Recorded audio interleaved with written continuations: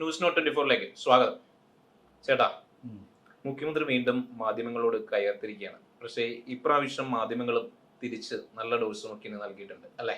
എങ്ങനെ നോക്കി കാണുന്നു ആ മാധ്യമങ്ങളുടെ ഒരു പ്രതികരണത്തോട്? കഴിഞ്ഞ 10 വർഷമായിട്ട് കേരള ജനത ഇത് കണ്ടുകൊണ്ടിരിക്കുകയാണ്. അതിന് മുൻപ് പുള്ളി പാർട്ടി സെക്രട്ടറി ആയിരുന്നു. അതുകൊണ്ട് അതൊക്കെ അങ്ങ് നിൽക്കും. അത് പാർട്ടിയുടെ ചുമതലക്കാരനല്ലേ, അതുകൊണ്ട് അത് സഹിക്കാം. അതിനുശേഷം കേരളത്തിൻ്റെ മുഖ്യമന്ത്രിയായി മാറി ആദ്യത്തെ ടൈമിൽ ഇരുന്നുകൊണ്ടുള്ള ആദ്യത്തെ ടൈമിൽ തന്നെയാണ് തോന്നുന്നു മാധ്യമങ്ങളോട് കടക്ക് പുറത്തെന്ന് പറഞ്ഞു. അതിനുശേഷം രണ്ടാമതും കേരള ജനത പുള്ളിയെ തന്നെ സെലക്ട് ചെയ്തു. കേരളത്തിന്റെ ചരിത്രത്തിൽ തന്നെ തുടർഭരണം കിട്ടി. എല്ലാം കൊണ്ടൊക്കെ വന്നു കഴിയുമ്പോഴത്തേക്ക് 10 വർഷം മുഖ്യമന്ത്രിയായി തുടരുകയും ചെയ്തു. അപ്പോൾ സ്വാഭാവികമായിട്ട് ഉള്ളിന്റെ അഹങ്കാരമൊക്കെ ഉണ്ട്. അല്ല, ആ ഒരു കാലഘട്ടത്തിലും അദ്ദേഹത്തിന് മാധ്യമങ്ങളോടുള്ള ഒരു നിലപാടിൽ യാതൊരു മാറ്റവും ഉണ്ടായിട്ടില്ല. അപ്പൊ മാധ്യമങ്ങളുടെ ഒരു തലോടൽ കൊണ്ട് വളർന്ന ഒരു വ്യക്തിയുമല്ല അദ്ദേഹം എന്നുള്ളതാണ് അദ്ദേഹത്തെ ന്യായീകരിക്കുന്നത്. അതുകൊണ്ട് അദ്ദേഹത്തിന് മാധ്യമങ്ങളെ അത്തരത്തിൽ തലോടി കൊണ്ട് പോകേണ്ട ആവശ്യമില്ല.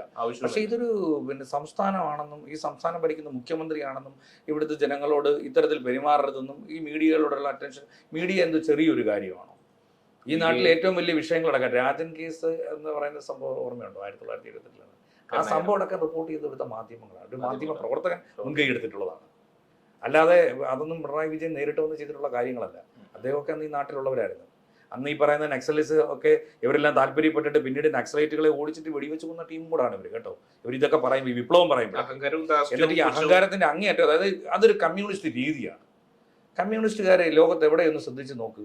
ഇപ്പം ചൈനയിൽ വന്നു കഴിഞ്ഞാൽ വേറെ ഏതെങ്കിലും ഒരു പാർട്ടിക്ക് ഇവിടെ സ്വാധീനമുണ്ടോ? ഒരു സ്വാധീനമില്ല. അത് മാത്രമായിരിക്കും. അത് കമ്മ്യൂണിസ്റ്റിന്റെ രീതിയാണ്. അത് അവരോട് മാത്രമേ സ്നേഹമുണ്ട്. അതിനപ്പുറത്ത് നിൽക്കുന്ന എല്ലാ വർഗ ശത്രുക്കളാണ്. എതിരാളികളില്ല. അതോടൊപ്പം തന്നെ ചൈനയിൽ അതും കമ്മ്യൂണിസ്റ്റിന്റെ പിന്നെ ഒരു ബ്ലഡിൽ ഓടുന്ന രാജ്യമാണല്ലോ ഇപ്പൊ റഷ്യ. എന്തൊക്കെ പറഞ്ഞാലും മാറിയെങ്കിലും ഗർബച്ചോവിന്റെ ഭരണമൊക്കെ അവസാനിച്ച് സോഷ്യലിസം ഒക്കെ അവിടെ അവസാനിച്ചെന്ന് പറഞ്ഞെങ്കിൽ പോലും പുടിനൊക്കെ ഇപ്പോഴും ആ ഒരു സിസ്റ്റം തന്നെയല്ലേ തുടർന്നു. നമ്മൾ ഉത്തരകൊറിയ ഒന്ന് പരിശോധിക്കുകയാണെന്നുണ്ടെങ്കിൽ അവിടെ തന്നെ എവിടെ ഉണ്ടോ? ഇപ്പൊ ക്യൂബ മറ്റൊരാളൊന്നും വരുത്തൊന്നുമില്ല. അവർ പിന്നെ ഉപരോധങ്ങൾ എല്ലാ രാജ്യങ്ങളും എന്താ ചോദിക്കും, നിങ്ങളപ്പോൾ അമേരിക്കൻ സാമ്രാജ്യത്തിന് വേണ്ടി നമ്മൾ പിന്നെ വാദിക്കുന്നവരാണെന്ന് പറയും. ഈ പറയുന്ന പിണറായി ആണെന്നുണ്ടെങ്കിലും അതോടൊപ്പം തന്നെ ഇവിടുത്തെ കമ്മ്യൂണിസ്റ്റ് പാർട്ടിയുടെ നേതാക്കന്മാരില്ല ഒരു വയറ്റിനൊരു അസുഖം പിടിച്ചു കഴിഞ്ഞാൽ ഇവിടുത്തെ എയിംസ് അടക്കമുള്ള ആശുപത്രിയിലല്ലേ പോകുന്നത്, നേരെ കെട്ടിയെടുത്ത് അമേരിക്കയിലല്ലേ പോകുന്നത്. അന്നേരം ഒന്നും ഈ സാമ്രാജ്യത്വമൊന്നുമില്ല. ഒരു മുഖ്യമന്ത്രി എന്നുള്ള നിലയിൽ ചികിത്സിക്കാൻ വേണ്ടി അമേരിക്കയിലേക്ക് പോകുന്നതിൽ കുഴപ്പം നമ്മൾ കണ്ടെത്തേണ്ടതുണ്ട്. അല്ല, അവര് പറയുന്നത് എന്തോ സാമ്രാജ്യത്വ വിരുദ്ധ അമേരിക്ക ആഗോള കുഴപ്പക്കാരൻ, ആഗോള പോലീസ് അമയുന്നു. പിന്നെ എന്തിനാ രാജ്യത്തേക്ക് പോകുന്നത്? ഇവിടെ ഈ രാജ്യത്തിന് ഞാൻ ഇവിടെ എയിംസ് എന്ന് പറഞ്ഞാൽ ചെറിയൊരു കാര്യമാണ് ഇവിടുത്തെ. അല്ല, നമുക്ക് ആ രാജ്യം ഇവിടെ ഈ ശ്രീചിത്ര മെഡിക്കൽ ചെറിയ കാര്യം. ഒരു രാജ്യത്തിന്റെ എല്ലാ സുഖ സൗകര്യങ്ങളും അനുഭവിച്ചതിന് ശേഷം ആ ഒരു രാജ്യത്തെ കുറ്റം പറയുന്നതിൽ നമുക്ക് നല്ലൊരു സുഖം നമുക്ക് കണ്ടെത്താൻ കഴിയുമല്ലോ. അതേ നിലപാട് തന്നെയാണ് കമ്മ്യൂണിസ്റ്റ് പാർട്ടി. അങ്ങനെയാണെങ്കിൽ ആ നിലപാട് അപ്പൊ ഞാൻ ചോദിച്ചു, മാധ്യമങ്ങളെ കടക്ക് പുറത്തു എന്ന് പറയുന്ന മാത്രം ഇപ്പോഴാണ് മാധ്യമം ഒന്ന് തിരിച്ചു പറഞ്ഞത്. ഈ ഇത്രയും 10 വർഷത്തിനിടയ്ക്ക് പാർട്ടി സെക്രട്ടറിയായി അദ്ദേഹം ഒരുപാട് നാൾ ആ ഒരു പദവി സ്വീകരിച്ചു. അതിനുശേഷം 10 വർഷത്തിനിടയ്ക്ക് അങ്ങനെ ഒരു നിലപാടെടുക്കാൻ കഴിഞ്ഞ ഒരു മാധ്യമ പ്രവർത്തകനെ നമ്മൾ അഭിനന്ദിക്കണം അല്ലേ? തീർച്ചയായിട്ടും ചോദിക്കാൻ കഴിഞ്ഞല്ലോ. ആ മാത്രമല്ല, ഇനിയിപ്പോ പുതിയൊരു സംവിധാനം ഉണ്ട് കേട്ടോ. ഇദ്ദേഹം തിരിയുന്നതൊക്കെ ഒരു പൊസിഷൻ ഉണ്ട്. അതായത് ഇപ്പൊ പിണറായി തിരിയുമ്പോൾ അവിടെ ഒരു മ്യൂസിക് ഒക്കെ കൊടുത്തോണ്ട് വരും. അപ്പം അതിപ്പോ എനിക്ക് തോന്നുന്നു ആ പത്രസമ്മേളനം കണ്ടു കാണല്ലോ. ആ പത്രസമ്മേളനത്തിനകത്ത് ഈ പിന്നെ ഇദ്ദേഹം ആ ചോദ്യം തുടങ്ങുന്നത് മൊത്തവും ചോദ്യം ചെയ്യുന്നു, ഒരു ചോദ്യം ചോദിക്കുന്നു, വെള്ളം കുടിക്കുന്നു. അത് ചോദ്യം ആരൊക്കെ ചോദിക്കാം? ദേശാഭിമാനിക്ക് ചോദിക്കാം, കൈരളിക്ക് ചോദിക്കാം. പക്ഷെ ഒരു കാര്യത്തിൽ ഞാൻ അദ്ദേഹത്തെ ബഹുമാനിക്കുന്നുണ്ട്. കാരണം എന്ന് വെച്ച് കഴിഞ്ഞാൽ നമ്മൾ എല്ലാവരുടെ പ്രകൃതം എന്ന് വെച്ച് കഴിഞ്ഞാൽ മറ്റുള്ളവരുടെ മുന്നിൽ ചിരിച്ച് കാണിച്ചുകൊണ്ട് ക്യാമറയ്ക്ക് പിന്നിൽ മറ്റൊരു മുഖമാണ് മറ്റു പലരുടെയും. അങ്ങനെ ഒരു മുഖമുള്ളവരുടെ അങ്ങനെ ഒരു മുഖമുള്ളവരുടെ ഇടയ്ക്ക് ഒരൊറ്റ മുഖത്തോടു കൂടി തന്നെ ഒരൊറ്റ മുഖത്തോടു കൂടി യാതൊരു അഭിനയവും നാട്യവും ഇല്ലാതെ എല്ലാവരോടും ഒരേ സ്വരത്തിൽ അത് കൽപ്പിക്കാൻ കഴിയുന്ന ഒരു ഗുണമല്ലേ? അതല്ല ഞാൻ ചോദിക്കുക, അത് അദ്ദേഹത്തിന്റെ ഗുണമായിരിക്കാം. അത് കുറെ ആൾക്കാർക്ക് ഇഷ്ടപ്പെടുന്നവരുണ്ട്, ലക്ഷക്കണക്കിന് പേര് ഇഷ്ടപ്പെടുന്നവരുണ്ട്, കോടിക്കണക്കിന് പേര് ഇഷ്ടപ്പെടണമെന്ന് പറഞ്ഞാൽ ഇഷ്ടപ്പെടണമെന്ന് പറഞ്ഞു കഴിഞ്ഞാൽ നടക്കില്ല. കാരണം ജനങ്ങൾക്ക് എന്നും ഇഷ്ടം, അല്ലെങ്കിൽ നമുക്ക് മനുഷ്യർക്ക് എന്നും ഇഷ്ടം അഭിനയിക്കുന്നവരെയാണ്. തീർച്ചയായിട്ടും അഭിനയിക്കുന്നവരെയും മറ്റുള്ളവരുടെ മുന്നിൽ ചിരിക്കുന്നവരെയുമാണ് ഇഷ്ടം. അതെ, ആ ചിരിയും ഒരു നമ്മൾ യഥാർത്ഥ സ്വഭാവം നമ്മൾ പുറത്തെടുത്തിട്ടുണ്ടെന്നുണ്ടെങ്കിൽ ആർക്കും നമ്മളെ ഇഷ്ടമല്ല. അതേ കാര്യം തന്നെയാണ് ഇദ്ദേഹത്തിനുള്ളത്. പക്ഷെ അദ്ദേഹം എന്നും ഇദ്ദേഹത്തിന്റെ യഥാർത്ഥ സ്വഭാവമേ എടുക്കുകയുള്ളൂ. അത് ഞാൻ പറഞ്ഞില്ലേ, അത് അപ്പൊ ചോദ്യം ചെയ്യപ്പെടും. അത് അതിന്റെ ഒരു പരിധി കഴിഞ്ഞ ചോദ്യം ചെയ്യപ്പെടുന്നു. എവിടെ പരിപാടി നടത്തിയാലും ഇതാണല്ലോ അവസ്ഥ എന്ന് പറയുന്ന പോലെയാണ്. കഴിഞ്ഞ ദിവസം നമ്മുടെ ഒരു CPM മെമ്പർ എടുത്തും അദ്ദേഹം ഇതേ നിലപാട് തന്നെ സ്വീകരിച്ചല്ലോ.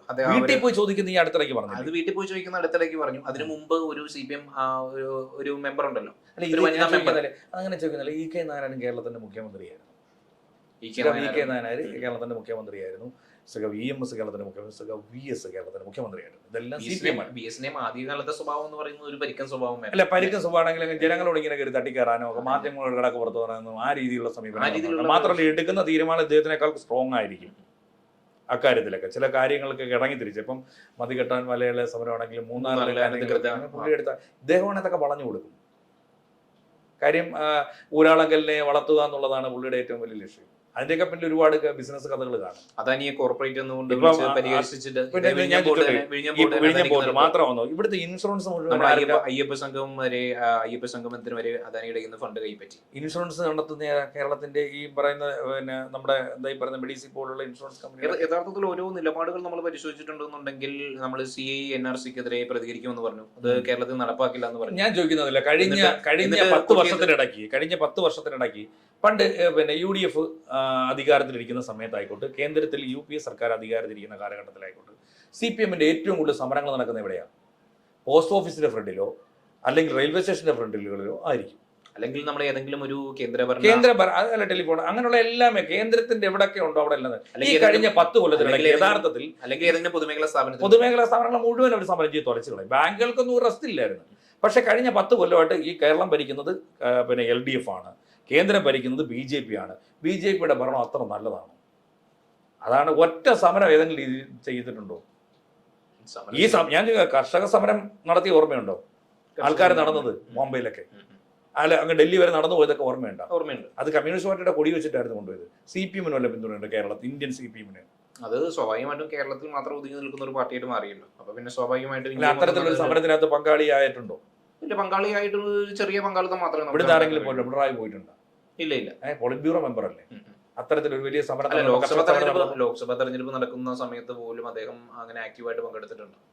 പ്രചരണത്തിൽ പോലും ആക്റ്റീവായിട്ട് പങ്കെടുത്തു. അല്ല, അദ്ദേഹത്തിന് നിയമസഭ മാത്രം നോക്കിയാൽ കാരണം കേരളം മാത്രം നോക്കിയാൽ മതി. അത് ഇതുപോലെ ഇരുന്നുകൊണ്ട്. പക്ഷെ ഒരു കാര്യമുണ്ട്, കേരള ജനത ഇതിനെ തിരിച്ചറിഞ്ഞിട്ടുണ്ട് കേട്ടോ.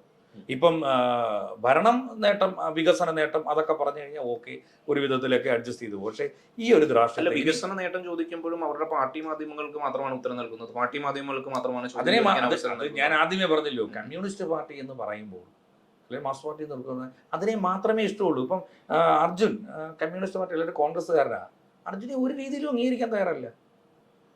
അർജുൻ്റെ ആശയത്തോട്, അർജുൻ്റെ പെരുമാറ്റ രീതിയോട് ഒന്നും അവർക്ക് താല്പര്യമില്ല. അർജുൻ കമ്മ്യൂണിസ്റ്റ് ആകുന്നത് വരെ. ഇനി അർജുൻ കമ്മ്യൂണിസ്റ്റ് ആണെന്നിരിക്കട്ടെ, ഈ കമ്മ്യൂണിസ്റ്റ് പാർട്ടിക്ക് അകത്തുള്ള വിഷയങ്ങളുമായി ബന്ധപ്പെട്ട് അതിൽ സ്വരച്ചേർത്തില്ല, അർജുൻ വെളിയിൽ പോകും. TPയുടെ വധം തന്നെ. അല്ല, ഞാൻ ആലോചിക്കുന്നത് ഇതേ ഈ കോൺഗ്രസ് പാർട്ടിയുമായിട്ട് സഖ്യം ചേർന്നുകൊണ്ട് ഭരിച്ചിട്ടില്ലേ? ആന്റണിയുടെ കോൺഗ്രസുമായിട്ട് സഖ്യം ചേർന്നുകൊണ്ട് പറയുമ്പോൾ തന്നെ ഞാൻ കേരള കോൺഗ്രസുമായിട്ട് സഖ്യം ചേർന്നുകൊണ്ട് ഭരിക്കുന്നില്ലേ? അത് പറയുമ്പോൾ മതത്തെ ഉപയോഗിച്ചുകൊണ്ട് രാഷ്ട്രീയം നേരിടുന്ന മുസ്ലിം ലീഗിനെ ആദ്യമായിട്ട് സഖ്യം ചേർത്തത് കമ്മ്യൂണിസ്റ്റ് പാർട്ടിയാണ്. ഇപ്പൊ SDP ആയിട്ട് ഈ അഭിമന്യു എന്ന് പറഞ്ഞ പയ്യൻ എങ്ങനെ കൊല്ലപ്പെടുന്നത്? ആരാണ് ആ കൊല നടത്തിയത്? ആ കൊല നടത്തിയവർ എന്ത് ചെയ്തു? അല്ല, ഇങ്ങനെ ആശയമൊക്കെ ഇങ്ങനെ പറയുമെങ്കിലും ഇതെല്ലാം കോംപ്രമൈസ് ചെയ്തുകൊണ്ടാണ് കമ്മ്യൂണിസ്റ്റ് പാർട്ടി മുന്നോട്ട് പോയിട്ടുള്ളത്. അല്ല, അതിനെല്ലാം ചുക്കാൻ പിടിക്കുന്ന പുള്ളിയല്ലേ? വേറെ ആരാ? വേറൊരു പേര് പറ കേരളത്തിൽ. സഖാവ് MA ബേബിയുടെ പേര് പറയാൻ പറ്റുമോ? ഇല്ല, ഒരിക്കലും പറയാൻ കഴിയില്ല. P ജയരാജന്റെ പേര് പറയാൻ പറ്റുമോ? വേറെ പറയാം. ഇതെല്ലാം അറിഞ്ഞിട്ടും കേരളത്തിലെ ജനങ്ങൾ അദ്ദേഹത്തെ ഇപ്പൊ ഞാൻ ചോദിക്കുന്നത്, പാർട്ടി സെക്രട്ടറി എന്നുള്ള രീതി അദ്ദേഹം ഇരിക്കുന്ന സമയത്ത് വേറൊരാൾക്ക് മിണ്ടാൻ പറ്റത്തില്ല. പക്ഷെ ഇപ്പൊ ഇരിക്കുന്ന പാർട്ടി സെക്രട്ടറിമാരോ എന്ത് തീരുമാനം എടുക്കാൻ പറ്റും? ഒന്നും എടുക്കാൻ കഴിയില്ല. എനിക്ക് തോന്നുന്നു MV ഗോവിന്ദന് പിന്നെയും കുറെ തീരുമാനം എടുക്കാൻ കഴിയും. എന്ത് തീരുമാനം? ഇദ്ദേഹം പറയുന്ന തീരുമാനം എടുക്കാനേ പറ്റും.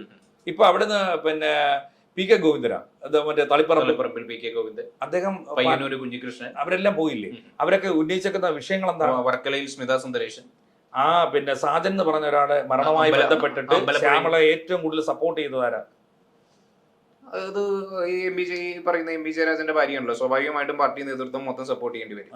അപ്പൊ അത് ചോദ്യം ചെയ്തുകൊണ്ടാണല്ലോ PK ഗോവിന്ദന് പുറത്തു പോകുന്നത്. മാത്രമല്ല PP ദിവ്യയുടെ അത് കാരണം നവീൻ എന്ന് പറഞ്ഞ നവീൻ ബാബുവിനുമായിട്ട് മരണവുമായി ബന്ധപ്പെട്ട്. പക്ഷെ അവര് ഇതിന്റെ എല്ലാം പ്രശ്നം എന്ത് പറയും? ഞാൻ പറഞ്ഞത് ഇത് ട്രെയിനിങ് ആണെന്ന് തോന്നുന്നു കേട്ടോ. പഠിപ്പിച്ച് വിടുന്നത് ദ്രാഷ്ട്യവും പുച്ഛവും.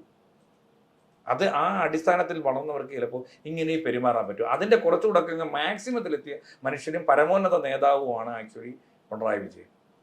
അതുകൊണ്ടാണ് ഈ പിണറായിയോടൊപ്പം നിൽക്കുന്നത്. പക്ഷെ അത് ഇപ്രാവശ്യം കേരള ജനത അംഗീകരിക്കുമെന്ന് എനിക്ക് തോന്നുന്നില്ല. ഇപ്രാവശ്യം വലിയൊരു വിജയം യു ഡി എഫിന് അല്ല, അത് മാത്രമല്ല, എവിടെ ചെന്ന് ചോദിച്ചാലും ഈ പുള്ളി തന്നെ നേരത്തെ ഒരു പദപ്രയോഗം നടത്തിയിട്ടുണ്ടായിരുന്നു നമ്മുടെ പിന്നെ എന്താ അതിന്റെ MK പ്രേമചന്ദ്രനെതിരെ, MP പരനാറി എന്നുള്ളത്. അപ്പൊ പിണറായി അപ്പം അദ്ദേഹം അന്ന് നടത്തിയ പരാമർശമാണ് ഇപ്പൊ പിണറായിയെ കുറിച്ച്.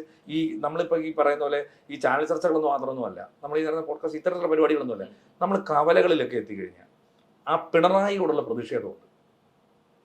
പക്കയാണ്ട ജനങ്ങൾ പറയുന്നത്. ഞാനിപ്പോൾ ചായക്കടകളിലൊക്കെ പോയിരിക്കാറുണ്ട്. അതുപോലെ തന്നെ നമ്മൾ ഈ മെട്രോയിലാണെങ്കിലോ KSRTC ബസ്സുകളിലും ഒക്കെ യാത്ര ചെയ്യുമ്പോഴൊന്നും വേറെ ഒന്നുമില്ല, ഒറ്റ പേരേ പറയുന്നുള്ളൂ, അയാളങ്ങ് മാറി നിൽക്കണം.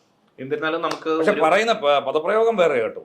പിണറായി എന്ന് പറയുമ്പോൾ ആൾക്കാർ പറയുന്നവര് ചോദിക്കുന്നവരെയൊക്കെ കൊല്ലുന്ന രാഷ്ട്രീയമായിരുന്നു. അല്ലെ, എന്നിരുന്നാലും നമുക്കൊരു കാര്യം കൺക്ലൂഡ് ചെയ്യാം. ഇത്രയൊക്കെ ധാർഷ്ട്യവും ഇത്രയൊക്കെ അഹങ്കാരവും അദ്ദേഹം പ്രകടിപ്പിച്ചിട്ടും കേരള ജനത അത് വീണ്ടും ഈ LDF തന്നെ തിരഞ്ഞെടുത്തിട്ടുണ്ടെന്നുണ്ടെങ്കിൽ ഒരു കാര്യം നമുക്ക് വ്യക്തമാക്കാം. ധാർഷ്ട്യവും പുച്ഛവും അഹങ്കാരവും നിറഞ്ഞവരെയാണ് കേരളത്തിലെ ജനങ്ങൾ ഇഷ്ടപ്പെടുന്നതെന്ന് നമുക്ക് വ്യക്തമാക്കാം. അതല്ല, വീണ്ടും അധികാരത്തിന് പുറത്തു നിർത്തിയിട്ടുണ്ടെന്നുണ്ടെങ്കിൽ എല്ലാ ഏകാധിപതികൾക്കും ഒരു അവസാനം ഉണ്ടാകും എന്നുള്ള കാര്യത്തിൽ വീണ്ടും നമുക്കത് തർപ്പിക്കാൻ കഴിയും.